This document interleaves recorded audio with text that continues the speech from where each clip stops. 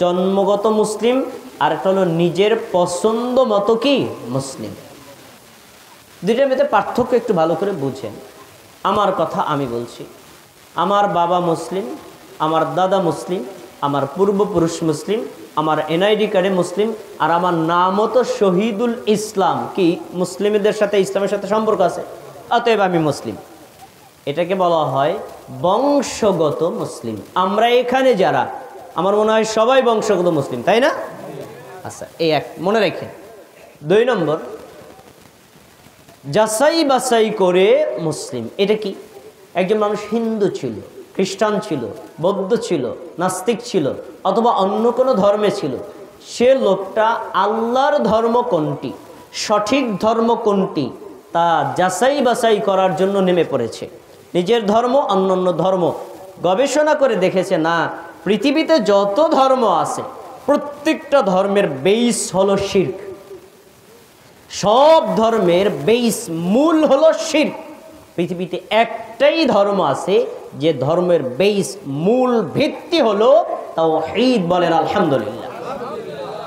তো যখন উনি তাওহীদ আর শিরক নিয়ে গবেষণা করেছে, তখন উনি বুঝতে পেরেছেন, না, একজন মুসলিমকে কখনো শিরকের উপরে আত্মসমর্পণ করতে পারে না। একজন মানুষকে উচিত তাওহীদের উপরে আত্মসমর্পণ করা।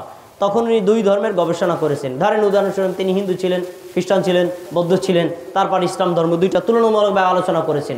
পর্যালোচনা করে দেখেছেন ইসলাম ধর্মের জন্ম থেকে মৃত্যু পর্যন্ত, সকাল থেকে সন্ধ্যা পর্যন্ত যত বিধান আছে, প্রত্যেকটা বিধান মানুষের জন্য কল্যাণকর না অকল্যাণকর। তখন বুঝতে পেরেছেন এটা আসলে মানব রচিত ধর্ম না, এটা স্বয়ং আল্লাহর দেওয়া ধর্ম। এরকম গবেষণা করে হিন্দু থেকে মুসলমান, খ্রিস্টান থেকে মুসলমান, বৌদ্ধ থেকে মুসলমান, নাস্তিক থেকে মুসলমান, এমন মানুষ পৃথিবীতে আছে না নাই? এরা হলো পছন্দনীয় গবেষণাকৃত মুসলিম। তাহলে মুসলিম কয় প্রকার পাইলাম? আপনারা একটু উত্তর দিয়ে বলবেন কোন প্রকার মুসলিম উত্তম।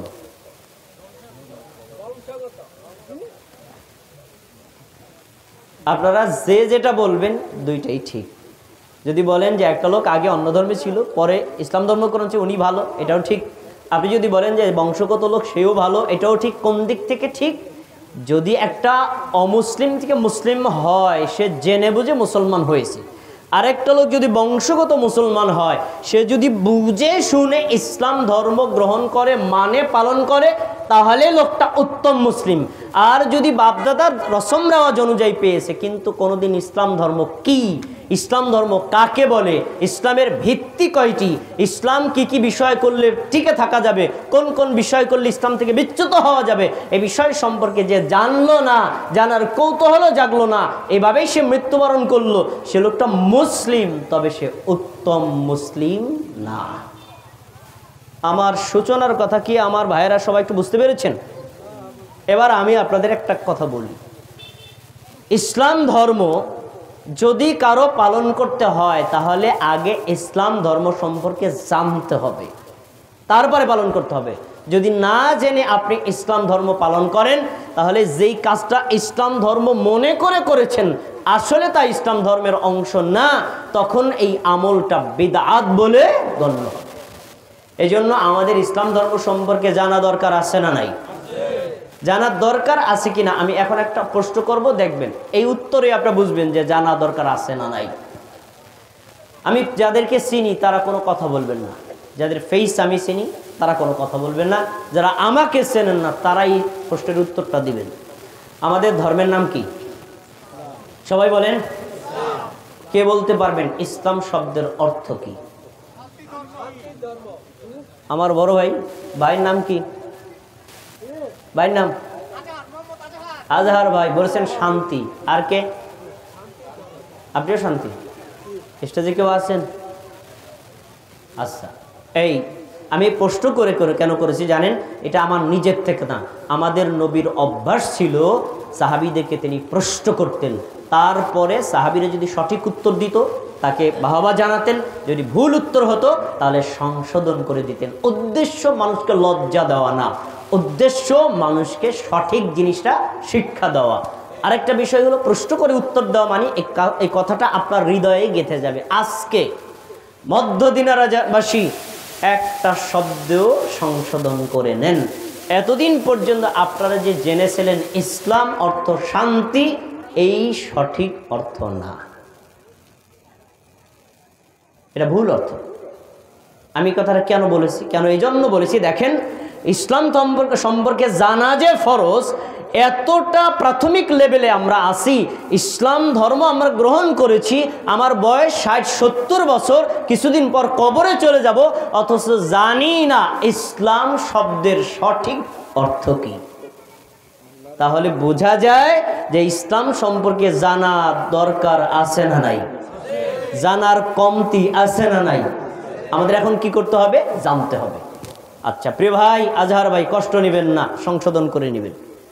ইসলাম অর্থ শান্তি, এটা আপেক্ষিক সত্য, কিন্তু ইসলাম শব্দের রিয়াল অর্থ তিনটা বলবো, সবাই মুখ দিয়ে বলবেন, আমার সাথে বলেন। 1, আত্মসমর্পণ করা, বলেন। 2, আনুগত্য করা, সবাই বলেন। 3, মেনে নেওয়া, বলেন সবাই। কয়টা অর্থ বলেছি? আবার বলেন। আত্মসমর্পণ করা, আনুগত্য করা, মেনে নেওয়া। তাহলে আমরা এতদিন যে শান্তি জানলাম, এটারে আমরা কি করব? এটা কোথা থেকে আসছে? এটাও আসছে, আমি আপেক্ষিক সত্য বলেছি, পুরা ভুল না। সহিহ বুখারী 7 নম্বর হাদিস খুলে দেখেন, নবী সাল্লাল্লাহু আলাইহি ওয়াসাল্লাম তৎকালীন হেরাক্লিয়াস রোমের বাদশার কাছে একটা চিঠি লিখেছিলেন, আসলিম তাসলাম, হে রোমের বাদশা, ইসলাম গ্রহণ করো, আল্লাহর বিধানের সামনে আত্মসমর্পণ করো। যদি ইসলাম গ্রহণ করো তাহলেই তুমি নিরাপদ আর শান্তিতে থাকবে, বলেন আলহামদুলিল্লাহ। তাহলে এই হাদিস থেকে পাওয়া যায় ইসলাম অর্থ শান্তি না, ইসলাম অর্থ হলো আত্মসমর্পণ আর নিরাপদ, আর ইসলামের ফলাফল হলো শান্তি, বলেন আলহামদুলিল্লাহ। এখন কেউ যদি ইসলাম গ্রহণ করে, দুনিয়াতে সে শান্তিতে থাকবে না অশান্তিতে? কেউ যদি ইসলাম গ্রহণ করে, আখেরাতে সে শান্তিতে থাকবে না অশান্তিতে? তাহলে ইসলাম অর্থ শান্তি না, ইসলামের ফলাফল হলো শান্তি। আচ্ছা খেয়াল করে শুনলে 1 নম্বর শিক্ষা আমরা পেলাম। আচ্ছা এখন কথা, যে লোকটা ইসলাম গ্রহণ করে তাকে বলা হয় আত্মসমর্পণকারী। মুসলিম অর্থ কি? আত্মসমর্পণকারী, সবাই বলেন। মুসলিম অর্থ কি? এখন কিসের সামনে আত্মসমর্পণ করব? সবাই খেয়াল করে শুনবেন। কিসের সামনে? কিসের সামনে বলেন তো? আল্লাহর সামনে। দলিল কি? এটাও কোরআন মাজিদে আল্লাহ তাআলা উল্লেখ করেছেন, وَإِذْ قَالَ رَبُّهُ أَسْلِمْ قَالَ أَسْلَمْتُ لِرَبِّ الْعَالَمِينَ।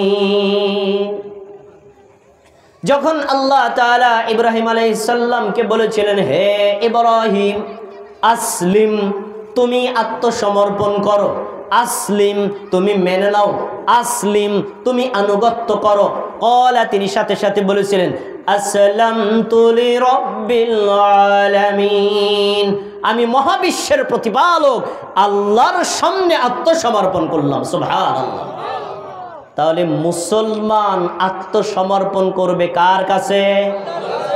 আল্লাহর কাছে। আল্লাহর বিধানের সামনে একজন মুসলমান আত্মসমর্পণ করবে। ইব্রাহিম আলাইহিস সালাতু ওয়াস সালাম এই চমৎকার দৃষ্টান্ত পেশ করে আমাদেরকে শিক্ষা দিচ্ছেন, প্রতিটি মুমিনকে, প্রতিটি মুসলিমকে আল্লাহর বিধানকে বিনা সংকোচে, বিনা দ্বিধায় মেনে নিতে হবে। এই মেনে নেয় যে তাকেই বলা হয় মুসলিম। আমরা মানতে রাজি আছি না ইনশাআল্লাহ? আচ্ছা এবার আমরা জানবো ইসলাম কাকে বলে। ইসলামের অর্থ জানছি, এবার জানবো ইসলাম কাকে বলে। ইসলাম কাকে বলে এই সংজ্ঞাটা আমরা অনেকেই জানি না। ইসলাম ধর্ম কাকে বলে আমরা অনেকেই জানি না। এমনকি আমি যদি আর একটু বাড়ায় বলি, অনেক আলেমরাও জানে না, তার এটাও ভুল না, এটাও ঠিক। অনেক আলেমরাও আছে ইসলাম ধর্ম কাকে বলে তা জানে না। আমি আজকে ইসলাম ধর্ম কাকে বলে তা একেবারে সরাসরি হাদিস দিয়ে, দলিল দিয়ে আপনার সামনে পেশ করব। যখনই পেশ করব তখনই আলেমদের মনে পড়ে যাবে, এই হাদিস তো পড়ছিলাম কিন্তু এভাবে তো ভাবি নাই। খুব খেয়াল করে শুনবেন, পিছনে যারা আছেন তারা, সামনে যারা আছেন তারা। সহিহ মুসলিম কিতাবুল ঈমান 1 নম্বর হাদিস। ওমর ইবনে খাত্তাব রাদিয়াল্লাহু তাআলা আনহু বলেন, একদিন আমরা নবী সাল্লাল্লাহু আলাইহি সাল্লামের চতুর্পাশে বসা ছিলাম। নবী সাল্লাল্লাহু আলাইহি সাল্লাম মাঝখানে বসা ছিলেন। হঠাৎ করে ইযতলা আলাইনা রাজুলুন শাদীদু বায়াদিস সিয়ার ওয়া শাদীদু সাওয়াদিস বায়াদিস সিয়াবি ওয়া সাওয়াদিল শা'r। হঠাৎ করে একজন লোক আগমন করলো, চুলগুলো কুচকুচে কালো আর পোশাকটা ধবধবে সাদা। লা ইউরা আলাইহি আসারুস সাফার। লোকটার মধ্যে কোনো সফরের চিহ্ন ছিল না, কারণ সফর থেকে আসলে চুল এলোমেলো থাকবে, পোশাকের মধ্যে ময়লা থাকবে, অগোছালো পরিবেশ থাকবে, কিচ্ছু নাই। ওয়ালা ইয়ারিফুহু মিন্না, কিন্তু আমাদের মধ্যে কেউ তাকে চেনেও না। সবাই কি আমার কথা শুনতেছেন? আমাদের নবী মাঝখানে বসা, সাহাবীরা চতুর্পার্শ্বে বসা, হঠাৎ করে একটা লোক আগমন করলো। এখন এই লোকটা কে? লোকটা দূর থেকে আসছে তাও বোঝা যায় না, আর লোকটাদের নিকটবর্তী, সাহাবীরা কেউ চেনেও না। তাহলে লোকটার প্রতি সাহাবীদের কৌতূহল আছে না নাই? সবাই মনোযোগ দিয়ে শুনবেন। এখন এ লোকটা আসলো, আস্তে আস্তে হাত্তা জাআ ইলান নবী সাল্লাল্লাহু আলাইহি ওয়াসাল্লাম। লোকটা আমাদের নবীর কাছে আসলো। ফাআসনাদা রুকবাতাইহি ইলা রুকবাতাইহি, নিজের 2 হাঁটু আমাদের নবীর 2 হাঁটুর সামনে বসলো আর 2 হাতটাকে 2 উরুর উপর রাখলো। আমার দিক তাকিয়ে দেখেন, এভাবে আমরা আত্তাহিয়াতু পড়ি না নামাজের মধ্যে, ঠিক এভাবে বসলো। আচ্ছা, এখন বসেই প্রশ্ন করা শুরু করছে। ফাকাল আখবিরনি ইয়া মুহাম্মদ আখবিরনি আনিল ইসলাম। হে মুহাম্মদ, সবাই বলেন সাল্লাল্লাহু। আচ্ছা, এই যে কৌতূহলটা কেন দেখেন, লোকটা আয়েশা কাউকে জিজ্ঞেস করলো না, তোমাদের মধ্যে নবীকে, তোমাদের মধ্যে রাসূলকে, তোমাদের মধ্যে মুহাম্মদ সাল্লাল্লাহু আলাইহি ওয়াসাল্লামকে, কোনো প্রশ্ন করে নাই, সরাসরি এসে বসে গেছে। তাহলে লোকটা কি আমাদের নবীকে চিনে নাকি চিনে না? এই পিছনে যারা আমার কথা শুনতেছেন তো, চেনে না চেনে না? আচ্ছা, আয়েশার পরে প্রথম প্রশ্ন, এই যে আমি যেটা বলছি ইসলাম ধর্ম কাকে বলে, আমি হাদিস থেকে দলিল দিচ্ছি, সবাই খেয়াল করে শুনবেন। এবার প্রশ্ন করছে, আখবিরনি আনিল ইসলাম। মুহাম্মদ, আপনি আমাকে বলেন তো ইসলাম কাকে বলে? ইসলামের সংজ্ঞাটা কি? ইসলাম বলতে কি বোঝায়? ইসলামের পরিচয় কি? আমাকে বলেন। আমি ইসলাম ধর্ম গ্রহণ করব, আমি মানব, আবার অন্যকে দাওয়াত দিব, প্রসার দিব, কিন্তু আমি যদি ইসলাম ধর্ম নিজেই না বুঝি, আমি কিভাবে পালন করব? নিজেই না বুঝি, অন্যকে কিভাবে দাওয়াত দিব? আগে আপনি আমাকে বলেন তো ইসলাম কাকে বলে? এই প্রশ্ন করেছে ওই লোকটা কার কাছে? সবাই বলেন, আমাদের নবী মুহাম্মদ সাল্লাল্লাহু আলাইহি ওয়াসাল্লামের কাছে। এখন আমাদের নবী উত্তর দিবেন, নবীকে উত্তর ভুল দিবেন না ঠিক দিবেন? সবাই খেয়াল করে শোনেন কি বলছেন। আল ইসলামু আন তাশহাদা আল্লা ইলাহা ইল্লাল্লাহ। ইসলাম হলো এই সাক্ষ্য দেওয়া আল্লাহ ব্যতীত সত্য কোনো ইলাহ নাই। বলেন, আল্লাহ ছাড়া সত্য কোনো ইলাহ আছে? আর ওয়া আন্না মুহাম্মাদার রাসূলুল্লাহ, তুমি এই সাক্ষ্য দিবা নিশ্চয়ই মুহাম্মদ হলেন আল্লাহর বান্দা এবং রাসূল সাল্লাল্লাহু আলাইহি ওয়াসাল্লাম। আচ্ছা, আশহাদু আল্লা ইলাহা ইল্লাল্লাহ ওয়া আশহাদু আন্না মুহাম্মাদান আবদুহু ওয়া রাসূলুহু, মুহাম্মাদান আব্দুল্লাহ ওয়া রাসূলুহু একই অর্থ। বলেন, এটা কি কালেমা শাহাদাত না? সবাই কথা, কালেমা শাহাদাত না? এটা 2টা সাক্ষ্য পাওয়া যায়। 1 তাওহীদের সাক্ষ্য, 2 রিসালাতের সাক্ষ্য। তাওহীদ মানে এক আল্লাহকে আল্লাহ বলে বিশ্বাস করে এক আল্লাহরই ইবাদত করা, আল্লাহ ছাড়া পৃথিবীর গায়রুল্লাহর কোনো ইবাদত না করা, এটাকে বলা হয় তাওহীদুল্লাহ, আল্লাহর একত্ববাদের স্বীকৃতি দেওয়া। আমরা কি এই স্বীকৃতি দিয়েছি নাকি দেই নাই? সবাই কথা বলেন, দেই নাই এটা? আচ্ছা, 1। 2 নম্বর, আর ওয়া আন্না মুহাম্মাদুর রাসূলুল্লাহ, মুহাম্মদ হলেন আল্লাহর বান্দা এবং রাসূল। নিশ্চয়ই মুহাম্মদ হলেন আল্লাহর বান্দা এবং রাসূল। এই কথা যখন আপনি স্বীকৃতি দিবেন, এক মুহাম্মদ সাল্লাল্লাহু আলাইহি সাল্লাম ব্যতীত পৃথিবীর কোনো নবীর আনুগত্য করা যাবে না। সব নবীকে বিশ্বাস করব, সব রাসূলকে ভালোবাসবো, ঈমান আনবো, কিন্তু আনুগত্য করব এক নবী মুহাম্মদ সাল্লাল্লাহু আলাইহি সাল্লামকে। আচ্ছা, ইসলামের 1 নম্বর সংজ্ঞা পেলাম, কালেমা শাহাদাতের সাক্ষ্য। 2 নম্বর, ওয়াতুকিমাস সালাতাল মাকতুবা, তুমি 5 ওয়াক্ত সালাত আদায় করবা। 5 ওয়াক্ত নামাজ যে আমরা আদায় করি এটা কি নফল না ফরজ? তাহলে ইসলামের 2 নম্বর পরিচয় হলো নামাজ পড়া। কয় ওয়াক্ত দৈনিক? 5 ওয়াক্ত। 3 নম্বর হলো ওয়াতাসুমা রমাদান, রমজান মাসের রোজা রাখা। রমজান মাসের রোজা রাখা নফল না ফরজ? ফরজ। এবার 4 নম্বর, তুমি যাকাত আদায় করো বাবা। তুআদ্দিয়াজ যাকাতাল মাফরুদা, তোমার সম্পদের যদি যাকাত হয় ফরজ, তাহলে এই ফরজ যাকাতটা তুমি আদায় করে দিবা। আর 5 নম্বর হলো ওয়াতা হুজ্জাল বাইতা ইনিস্তাতা ইলাইহি সাবিলা, আল্লাহর ঘর বাইতুল্লাহ পৌঁছাতে যদি তুমি সক্ষম হও তাহলে সেখানে গিয়ে হজ আদায় করবা। এজন্য কোনো ব্যক্তির যদি শারীরিক সক্ষমতা থাকে, অর্থনৈতিক সক্ষমতা থাকে, তার উপরও হজ করা কি নফল না ফরজ?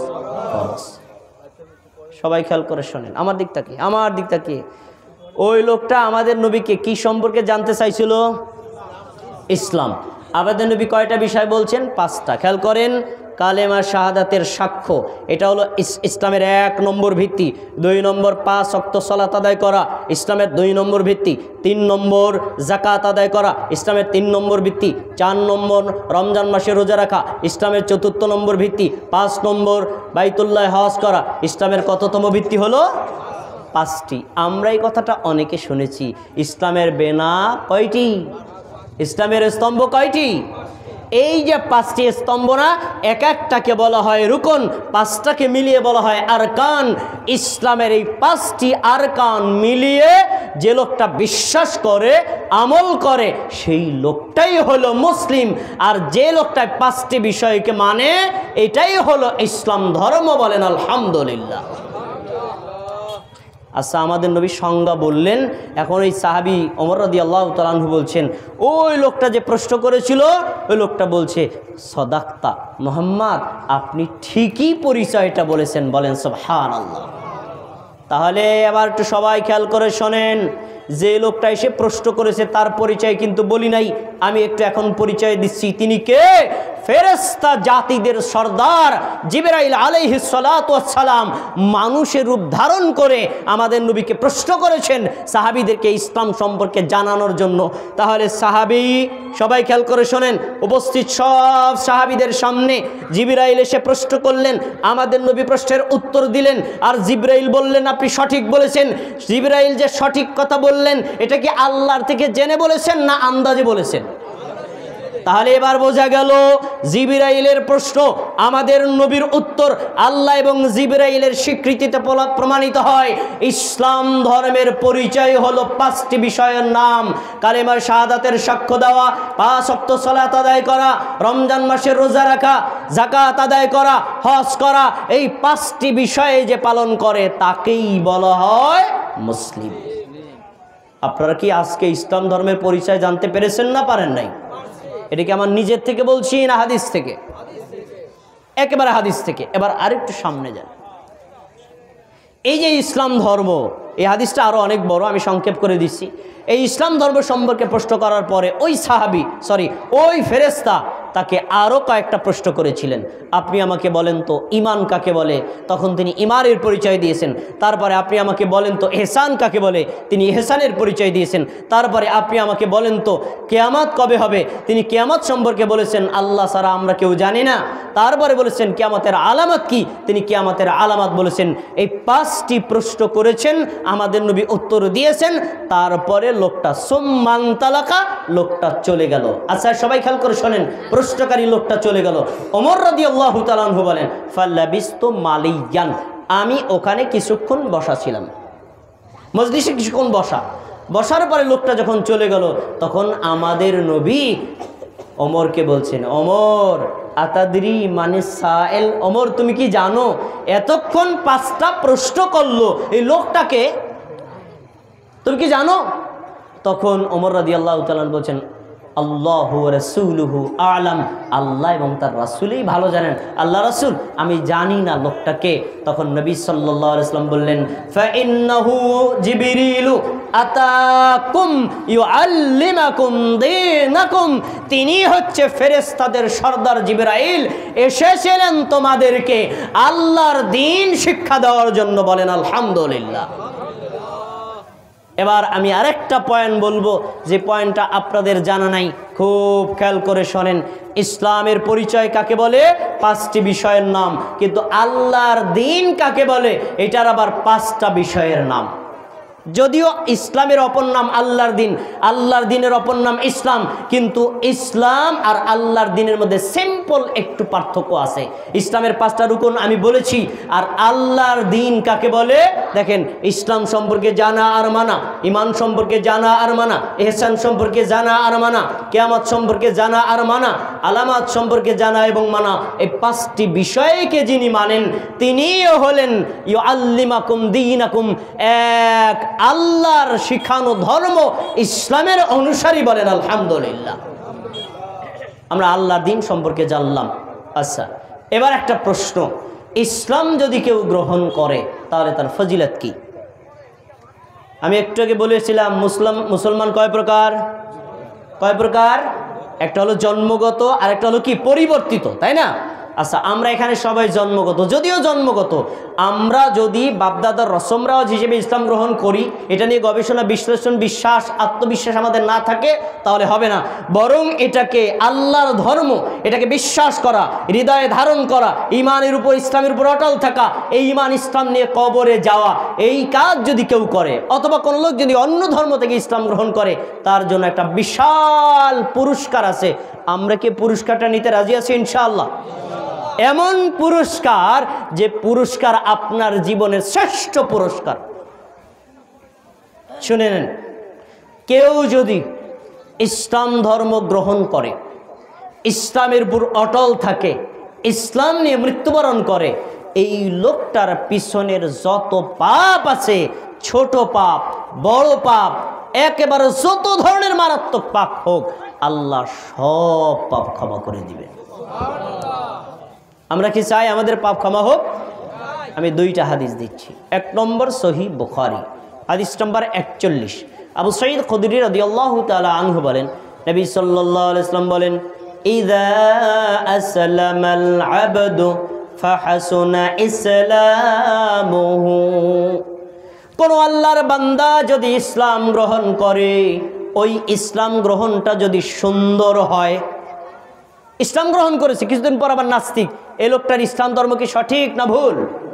আর লোক ইসলাম গ্রহণ করেছে, এই ইসলামের উপর অটল, তাকে পুড়িয়ে ফেললো, ইসলাম থেকে বিচ্যুত হয় না, তার ইসলাম ধর্ম গ্রহণ করা হলো সুন্দর। এরকম সুন্দরভাবে ইহসানের সাথে ইসলাম ধর্ম গ্রহণ করেছে, নবী সাল্লাল্লাহু আলাইহি ওয়াসাল্লাম বলছেন, ইউকাফিরুল্লাহু কুল্লা সাইয়্যাতিন কানা সালাফা, ওই লোকটার পিছে পূর্ববর্তী যত পাপ আছে, আল্লাহ তাআলা লোকটার সব পাপগুলো মুছে দিবেন। সুবহানাল্লাহ। আমরা কি পাপ করেছি না করি নাই? আমাদের পাপ আছে না নাই? আমরা যদি ইসলামটাকে বিশুদ্ধ রূপে গ্রহণ করি, ইসলামকে ধারণ করি, ইসলাম নিয়ে মৃত্যুবরণ করি, পাপ ক্ষমা করে দিবেন কে? আল্লাহ। হাদিস কি? বুখারীর 41 নম্বর। এবার আরেকটি হাদিস বলো, আরো চমৎকার, সহিহ মুসলিম 336 নম্বর হাদিস। রাসূল সাল্লাল্লাহু আলাইহি ওয়াসাল্লামের একজন রণকৌশলী যোদ্ধা ছিলেন সাহাবী আব্দুল্লাহ ইবনে আমর। তিনি একসময় ছিলেন কাফের, ইসলামের বিরুদ্ধে তিনি যুদ্ধ করেছেন, আমাদের নবীর বিরুদ্ধে যুদ্ধ করেছেন। এরপরে তিনি ইসলাম ধর্ম গ্রহণ করার জন্য আমাদের নবীর কাছে আসছেন। সবাই আমার দিক তাকিয়ে কথাটা শুনবেন। আব্দুল্লাহ ইবনে আমর বলেন, আতাইতুন নাবিয়্যা সাল্লাল্লাহু আলাইহি ওয়াসাল্লাম, আমি একদিন আল্লাহর নবীর কাছে আসলাম। ফাকুলতু, আমি বললাম, উবসুতু ইয়ামিনাকা, হে আল্লাহর নবী, আপনি আপনার ডান হাতটা আমার দিকে প্রসারিত করে দিন। সাহাবী বললেন, কার হাত প্রসারিত করতে বলেন? আমাদের নবী। আপনারা কি সবাই কথা শুনতেছেন? আমাদের নবীকে বলছেন, আপনার হাতটা আমার দিকে বাড়িয়ে দেন, এই যে আমার মতো। আচ্ছা, ফাবাসাতা ইয়ামিনাহু, আমাদের নবীও হাতটা বাড়িয়ে দিলেন। যখন আমাদের নবী হাতটা বাড়িয়ে দিয়েছেন, ফাকাবাতু ইয়াদি, আমি আমার নিজের হাতটা গোটায় নিলাম। কে গুটায় নিয়েছে? আব্দুল্লাহ ইবনে আমর, এখনো কাফের, হাতটা গুটায় নিয়েছে। তখন আমাদের নবী বলছেন যে বিমাজা ইয়া আব্দুল্লাহ ইবনে আমর, কি হলো তোমার আব্দুল্লাহ ইবনে আমর? তুমি বললা হাতটা প্রসারিত করতে, আমি হাত বাড়াইয়া দিলাম, তোমার হাতটা গুটায় নিলা কেন? বলছে আল্লাহর রাসূল, আমি আপনাকে হাত প্রসারিত করতে বলেছি, এজন্য আপনার হাতের উপর হাত রেখে মুসাফার মাধ্যমে বায়াত নিয়ে আমি কাফের থেকে মুসলমান হয়ে যাব। বলেন আলহামদুলিল্লাহ। ঠিক আছে, হাত দাও, ইসলাম গ্রহণ করো, তুমি আবার হাত গুটায় নিলে কা? তখন আব্দুল্লাহ ইবনে আমর বলছেন আল্লাহর রাসূল, আমি একটা শর্ত করতে চাই, এজন্য হাতটা গুটায় নিছি। তখন বলছে বিমাযা তাশতারিতু ইয়া আব্দুল্লাহ ইবনে আমর, আমর কি তোমার শর্ত, আমাকে বলো কি শর্ত তোমার? তখন আব্দুল্লাহ ইবনে আমর বলছে ইয়া রাসূলুল্লাহ আয়ুগফারালি, আয়ুগফারালি, আমি যদি এখন আপনার হাতে হাত রেখে ইসলাম ধর্ম গ্রহণ করি, এর আগে আমি নবীর বিরুদ্ধে যুদ্ধ করেছি, ইসলামের বিরুদ্ধে যুদ্ধ করেছি, অনেক সাহাবীতে যুদ্ধ করে আমি তাদেরকে হত্যা করেছি, এরকম ভয়ঙ্কর পাপগুলো কি আমাকে ক্ষমা করা হবে? সবাইকে আমার কথা শুনতেছেন? আমি যদি ইসলাম ধর্ম গ্রহণ করি আমার পাপকে ক্ষমা করা হবে? তখন আমাদের নবী বললেন আলা তা'লামু আব্দুল্লাহ ইবনে আমর, তুমি কি জানো না আন্নাল ইসলাম ইয়াহদিমু মা কানা ক্বাবলা, কোন আল্লাহর বান্দা, কোন আল্লাহর বান্দি যদি একবার কালিমায়ে শাহাদাত পড়ে ইসলাম ধর্ম গ্রহণ করে, ইসলাম ধর্ম গ্রহণ করার সঙ্গে সঙ্গে তার পূর্বে যত পাপ আছে সব পাপগুলো পুরে ছাই হয়ে যায়। সুবহানাল্লাহ। তুমি যদি নবীর বিরুদ্ধে যুদ্ধ করো তাও আল্লাহ ক্ষমা করবেন, তুমি যদি সাহাবীদেরকে হত্যা করো তবুও আল্লাহ ক্ষমা করবেন, কারণ ইসলাম গ্রহণ করলে পূর্ববর্তী আর কোনো পাপ থাকে। আমরা কি চাই আমাদের পাপগুলো ক্ষমা হোক? চাই না? তাহলে এতদিন বুঝি আর না বুঝি, আজকে বুঝে শুনে আপনারা বলবেন কালেমায়ে শাহাদাতের স্বীকৃতি আপনারা কি দিয়েছেন না দেন নাই? বলেন। এরপরে কালেমা শাহাদাতের পরে আপনারা সালাত ফরজ এটা বিশ্বাস করেন নাকি করেন না? যাকাত ফরজ এটাকে বিশ্বাস করেন নাকি করেন না? রমজান মাসে রোজা ফরজ এটা বিশ্বাস করেন নাকি করেন না? হজ করা ফরজ এটা বিশ্বাস করেন নাকি করেন না? এটাকে বিশ্বাস করা, এটাকে ধারণ করা, এর উপর আমল করা, আপনি যদি এভাবেই দুনিয়া থেকে বিদায় নিতে পারেন, আল্লাহ আপনার পিছনের সব পাপ ক্ষমা করে দিবেন। আল্লাহ আমাদের সব পাপ ক্ষমা করে দিলেন, বলেন আমিন। আচ্ছা, আমরা এখন ইসলাম ধর্মের পরিচয় এবং সংক্ষিপ্ত ফজিলত জেনেছি। এবার আমরা জানব ইসলাম ধর্মের গুরুত্ব। ইসলাম ধর্ম কতটা গুরুত্বপূর্ণ এটা আমাদের জানা দরকার আছে না নাই?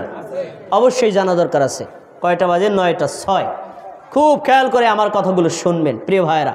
ইসলাম ধর্ম কতটা গুরুত্বপূর্ণ আমি কোরআন থেকে দলিল দেব। এখন আর হাদিসটা, কোরআন সূরা আলে ইমরান 19 নম্বর আয়াত খুলে দেখেন, আল্লাহ বলছেন ইন্নাদ-দীনা ইনদাল্লাহিল ইসলাম, আল্লাহর নিকটে একমাত্র জীবন ব্যবস্থা, আল্লাহর নিকটে মনোনীত একমাত্র ধর্মের নাম কি? সবাই বলেন, সবাই বলেন কি?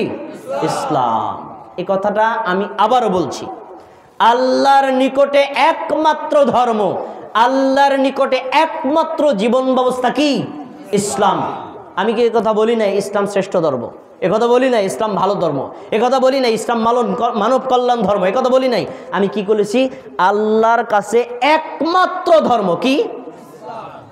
তার মানে আল্লাহ যেদিন থেকে আসমান জমিন সৃষ্টি করেছেন সেদিন থেকে আল্লাহর কাছে ধর্ম ছিল একটা, কিয়ামত পর্যন্ত আল্লাহর কাছে ধর্ম একটাই।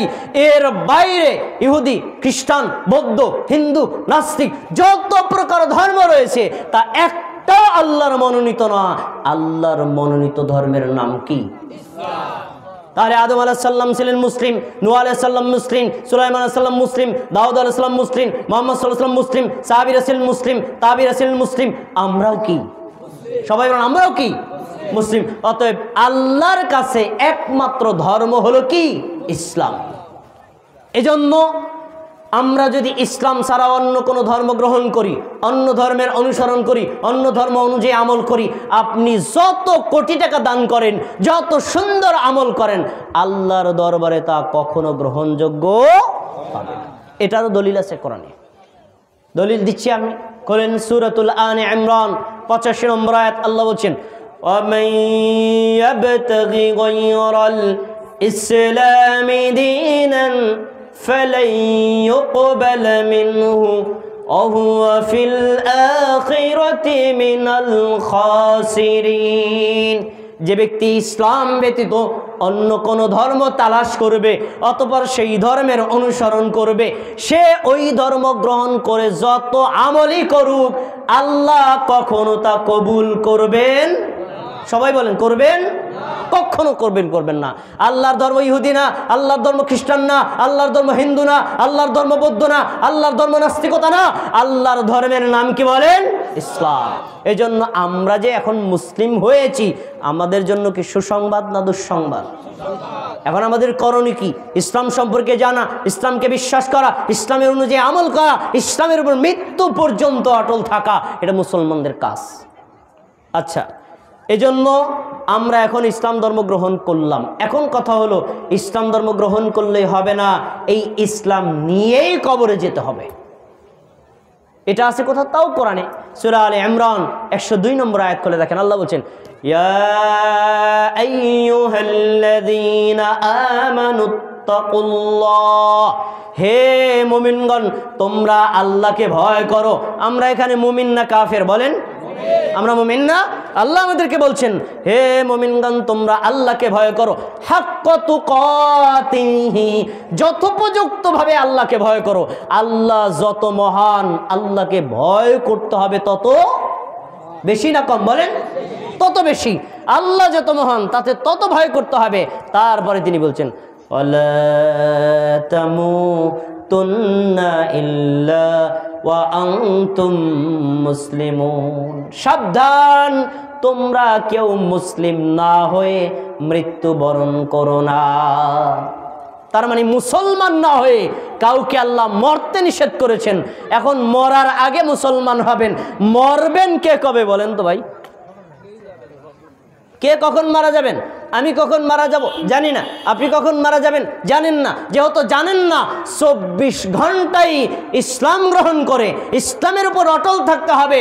মৃত্যু হলেই যেন আমি মুসলিম হয়ে মারা যেতে পারি। কি মনে থাকবে তো ইনশাআল্লাহ? আমি সবগুলো কোরআন থেকে বলছি। এবার ইসলাম ধর্ম যে গ্রহণ করব, আংশিক না পূর্ণ? ইসলাম ধর্মের কিছু বিধান মানবো আর কিছু বিধান মানবো না। কোরআনের কিছুই আয়াত মানবো, কিছু আয়াত মানবো না। কিছু হাদিস মানবো আর কিছু হাদিস মানবো না। এমনটি হলে কি চলবে? কি করতে হবে? পূর্ণাঙ্গ রূপে ইসলাম ধর্ম গ্রহণ করতে হবে। এটাও আছে কোথায়? তাও আছে কোরআনে। দেখেন সূরা মায়েদা 3 নম্বর আয়াত, আল্লাহ বলছেন ইয়া আইয়ুহাল্লাযীনা আমানু উদখুলু ফিস-সিলমি কাফা, হে মুমিনগণ তোমরা ইসলামের মধ্যে পরিপূর্ণ রূপে প্রবেশ করো। তার মানে কি আংশিক হলে হবে? ইসলাম পরিপূর্ণ রূপে গ্রহণ করতে হবে। আংশিক আপনি ইসলাম গ্রহণ করবেন, আংশিক ইসলামটাকে অমান্য করবেন, এইভাবে ইসলাম মান্য করার কোনো সুযোগ ইসলাম ধর্মের মধ্যে নাই। তাহলে আমরা কোরআনের সব কথা বিশ্বাস করব না অমান্য করব? যত হাদিস আছে হাদিসগুলোকে আমরা বিশ্বাস করব না অমান্য করব? আমাদের কি করতে হবে? কোরআন এবং হাদিসে যা বলা হয়েছে সবগুলো বিনা সংকোচে বিনা দ্বিধায় সেগুলো বিশ্বাস করতে হবে, সাধ্যমতো আমল করতে হবে। এরপরে ভাইয়েরা, ইসলামের আরেকটি গুরুত্বপূর্ণ বিষয় হলো ইসলাম এর শত্রু কাফেররা। তারা কি ইসলামের বন্ধু না শত্রু? অমুসলিমরা ইসলামের শত্রু না বন্ধু? রাসূল সাল্লাল্লাহু আলাইহি ওয়াসাল্লাম যখন দ্বীনের দাওয়াত দিচ্ছেন, ইসলামের দাওয়াত দিচ্ছেন, তখন ইসলাম ধর্মকে ঠেকানোর জন্য মুহাম্মদ সাল্লাল্লাহু আলাইহি ওয়াসাল্লামের বদনাম করা হয়েছে, তাকে কবি বলা হয়েছে, তাকে বিভিন্ন অপবাদ দেওয়া হয়েছে, পাগল বলা হয়েছে। যখন ঠেকাতে পারে না, সাহাবীদেরকে মানা করেছে, তারাও ঠেকে না, সাহাবীদেরকে জুলুম করেছে, তারপরে ঠেকে না, বহু সাহাবীকে হত্যা হত্যা করা হয়েছে, তারপরে ঠেকাতে পারে না। এমনকি ইসলামের বিরুদ্ধে কাফের মুশরিকরা জিহাদ করেছে না করে নাই? তাহলে ইসলামের শত্রু হলো অমুসলিমরা। এজন্য আল্লাহ রাব্বুল আলামিন আমাদেরকে বলেছেন, ইউরিদুনা লিইউতফিউ নূরাল্লাহি বিআফওয়াহিহিম। কাফের মুশরিকরা চেয়েছিল ইসলামটাকে ফু দিয়ে নিভিয়ে দিতে। কি দিয়ে? তারা মনে করেছে পুরা আরবের মধ্যে 2-4 জন মুসলমান মুহাম্মাদের ঠেকাইলে ঠেকে যাবে, সাহাবীদের 2-4 জনকে মারলেই ঠেকে যাবে। যখন তারা পারে নাই, তারা এই কথা জানে না যে ইসলামের অপর নাম হলো আল্লাহর নূর। আল্লাহ বলেছেন, আল্লাহু মুতিম্মু নূরিহি ওয়ালাউ কারিহাল কাফিরুন। আল্লাহ তার নূরকে পূর্ণতা দান অবশ্যই করবেন, যদিও কাফেররা অপছন্দ করে। আল্লাহ তাআলাকে ইসলামকে পূর্ণতা দান করেন নাই? ইসলামকে পূর্ণতা দান করেন নাই? করেছেন। এজন্যই তো সারা পৃথিবীতে এখন ইসলাম সমূহময় উজ্জ্বল, কিয়ামত পর্যন্ত ইসলাম সমূহময় উজ্জ্বল থাকবে। কেন? এটা আল্লাহর নূর। আল্লাহর নূরকে কখনো ফু দিয়ে নিভানো যায় না। এবার একটি গুরুত্বপূর্ণ কথা বলবো, খুব খেয়াল করে শুনবেন। ইসলাম যদি কেউ গ্রহণ করে, ইসলাম ছাড়া অন্য কোনো ধর্মকে বিশ্বাস করা, সাপোর্ট করা, সমর্থন করা, মান্য করা কখনোই মুসলিমের জন্য সুযোগ নেই। শুধু এক ধর্ম ইসলামই মানবে, ইসলামী বিশ্বাস করবে, ইসলাম নিয়ে অটল থাকবে। যদি এমনটি সে না করে, তাহলে সে পাক্কা মুমিন আর মুসলিম হতে পারবে না। দেখেন আল্লাহ সূরা সফের 9 নম্বর আয়াতে বলছেন, হুয়াল্লাযী আরসালা রাসূলাহু বিল হুদা ওয়া দীনিল হক। তিনি হলেন সেই আল্লাহ। তিনি কে?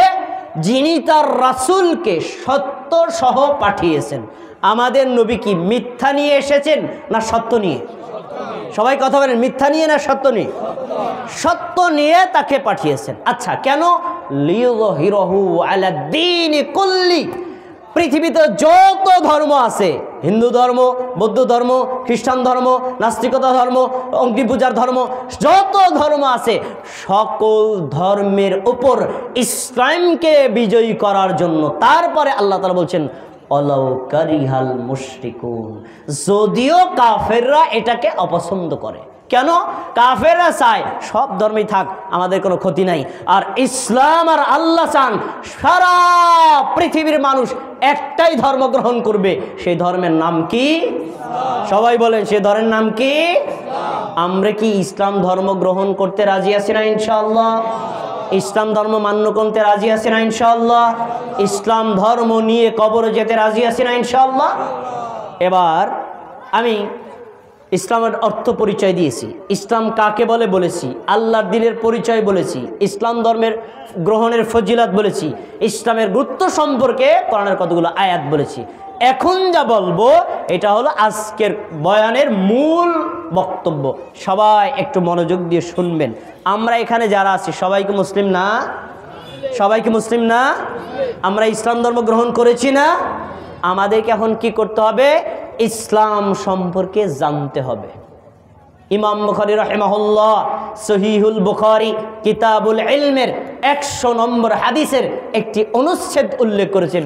সেখানে তিনি বলেছেন, বাবুল